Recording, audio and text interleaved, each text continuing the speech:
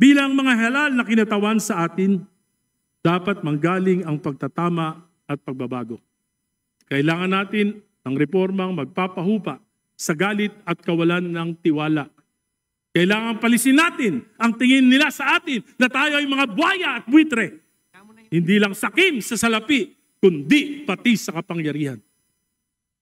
Kung mananalamin lamang tayo at magbubulay-bulay, makikita natin sa kabila ng ating tikas sa ating mga posters noong nakaraang halalan, ay may balot ng kadiliman na kumukulob sa ating mga larawan ngayon.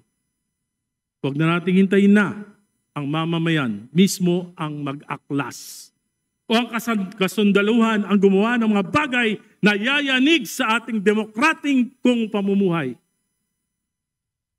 Kailangan natin ng reformang magpapahupa ito. Bold reforms must emanate from this house.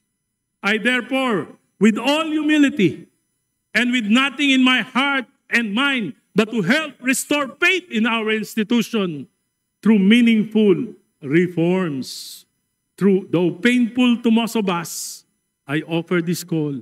Ngayon pa lamang, humihingi na ako ng kapatawaran sa inyo sa mga masasaktan ko. Sana hindi kayo magtanim ng galit. This is for our institution. This is for our country. This is for our people. This is for our people.